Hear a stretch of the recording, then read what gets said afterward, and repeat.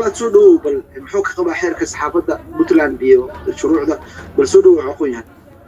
أدبر دي سلامية ناجر وسلامية على سمطري فيصل يعقوب وسلامية وحوي حر إلى أنتو ضينت يعقوب هذا يرد الاستعمال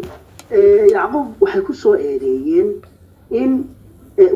ويري تراء الشيء دمشق أو بيرها runtiina waxa weeye waxay eedayntaasi runtii waxay ahayd eedayn aan sal lahayn adag runtii ayaa la oran karaa eedayntaasi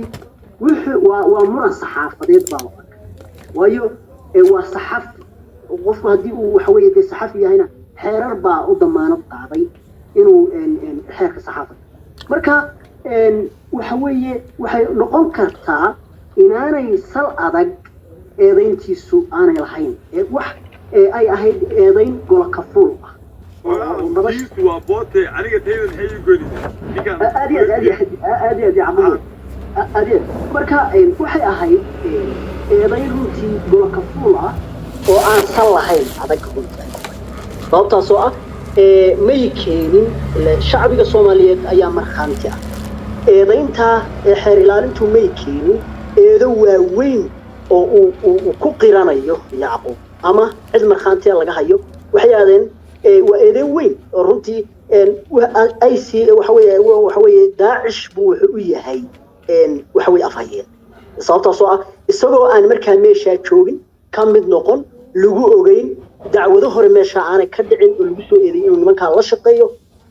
sida waxa weeye Ciise Yulxo karo iyo hadda saraakiisha ku jira oo eedayn hore waxa weeye la soo eedeeyay oo eedayntiisu ay cadayd xeer ilaalinta xataa Puntland marka iyadoo haddana aan waliba aanu joogin halka waxa weeye eedaasi runtii ka dhacday waxay ahayd eedayn golo kafuul ayaa la oran karaa eedayn runtii sal adag ma ahayn waa muran saxaafadeed baa la oran karaa tirada saxaafaddu way isku qaban kartaa markuu qofku saxafi yahay halka 10 baa ku dhimatay iyo halka 7 ku dhimatay waa la oran karaa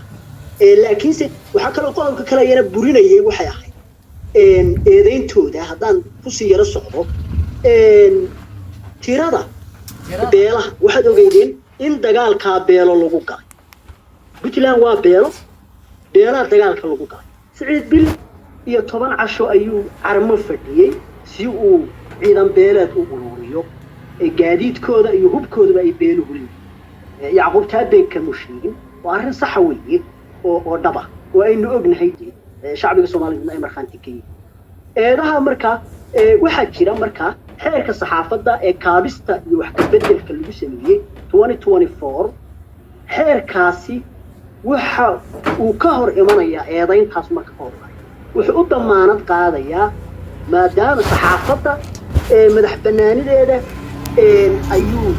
toos waxa weeye xeerkaasna uu xeer buu ahaa runtii dhaqan galay buu ahaa oo goluhu uu ansixiyay 2024 bishii 19keedii ayuu xeerkaasi uu dhaqan galay runtii oo faafreedkiisa runtii la qeeyay marka waxa kale oo iyana jirta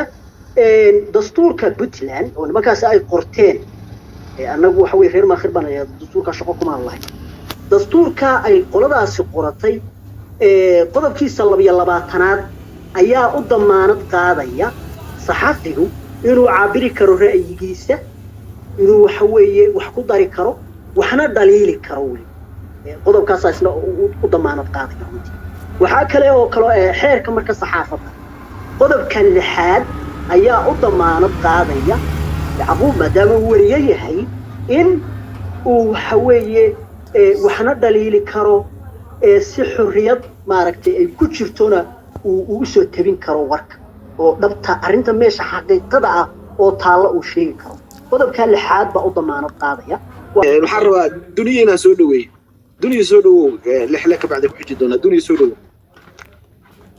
السلام عليكم ورحمة الله وبركاته هرت مالي مقلاق si fiican ها وين سامي دمانتين dadkii dhalinyarada meesha ku jirta shiiri boos iyo Yacquub Siyaad waa salaami waxa magacayga la yiraahdo heegad geli niyo horta meesha waxa ka socota mashruuc la rabo in fashilka dadka bini'aadamka lagu qariyo horta ninkaan 6 sano ma joogin 7 sano bishaan hadda aan ku jirno January 8keeda u dhamaatay 6 sano 7 sano ku jiro 7 sano Puntland fadhiyay hal maalin wasiir difaac shaqaale dowladeed kama aanan maqal daacish 1500 oo ajnabi ah ku jira buuraha wixii 7 sano la qaban waayay ba waxa la maanta markii dhex tigay waxa la arkay wixii isku xiyaale waxa la arkay dadkan cadcado timaha dhaadheer dad baa meesha dowladka ah wasiiray leed baashaadhiga wasiirka arrimaha gudaha madaxweyne dalka guushiisu waa diri horta taas faashakaas in la qariyaa si loo qariyo shacabka Soomaaliyeed markay su'aal isweydiiyaan waxa lagu waraya daacish aniga waxaan ininka calaada December 10keedii waxaan ka qaaday screenshot leeyahay dadkana ISIS beelasho waaniga soo dhigay beejkii December ma bala bilaabay dagaalka marka horta sheekada waa sheekada rab in looga baxsado eedaha dowladda loo haysto habeen dhawad waxaa meesha yimid ninkii ahaa gobernatoraha gobolka Banaadir ay Boosaaso galan Cabdiweli galan iyo magaciisi calaad baa weydiiyay wixii nimankaan bal ka waran wixii nimankaan 15 baa markii meesha galay عبد السمد أبوان ها عبد السمد أبوان ها وحيري ها يا عمر ها وحيري وحي هاي 15 إلى هذا كل عشرين كتب سنة ودي الحيستي 15 oo xaq jir ah oo inay meesha ku jiraan ee u daayay ummadda anshuurta ay gubto moolash ay gubto macruuf ay gubto meel walba oo boosaaso ganacsatada ka qaxday heed in wax la weydiiyo qofku marayo qol isku xiraya waa dadka yani waxa dadku ka xishoodaan beer ana waliga Allah inta meel soo fadhiisa arkiiso umaana qareemi argagixisana waa argagixiso aniga ilmahayga midna kala qabtaan waxaan doonaynaa Puntland waxaan doonaynaa Puntland waxaan doonaynaa Puntland wada jirta inta hadda ka sheekayso Soomaaliya aan ka jeclay taas oo difaaca marka waxa la rabaa ayaan dadka afka la qabanin hadda koor waxa jirta 4 nin oo ina taare ninkii baadhul baantay maxkamadda hayst ku soo dacwad ku soo oogay garow maxay diideen doorashadiis dawmarinta ay diideen sagaalka xisbi marna 3 xisbi wixii rab lagu qoranay waaran buu jaray mid baa yiri bakoorad baa ta garow aan taagnaa kaalix horta meeshan waa meel saas Soomaaliya ma aho inta dawlad international police adduunka Interpol ka la dhil garayso oranayso qofka halayso qabta maaha waa gobernatore kursi ka weyn